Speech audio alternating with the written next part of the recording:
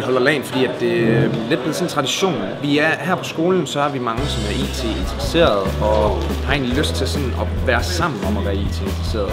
Vi samles for sådan at spille computerspil, mest sådan for hyggens skyld, men også sådan lidt for at kæmpe imod hinanden. Jamen, jeg vil mene, at VCG LAN styrker fællesskabet, netop på grund af, at vi sådan samles og hygges om den her bestemte ting, altså vores interesse for computerspil, og også stadigvæk, at vi ligesom har en lyst til sådan at dele det med hinanden, dele fællesskabet med hinanden, sådan at vi kan være sammen om det. Før i tiden, så prøvede vi at holde LAN 2-3 gange om året. Vi har i det her år prøvet at forsøge at holde det lidt oftere. Vi holder det formentlig 4 gange, med mindst en af dem bliver turneringsfokuseret, sådan at man kan få lidt konkurrencegejst og ligesom kæmpe imod hinanden. Jeg synes, der er rigtig god opbakning i VCG LAN, fordi der kommer en masse folk, som er interesseret i det, og altså, som kan se, så fremmøder de er med, de deltager i det, og jeg synes, det er med til at styrke sådan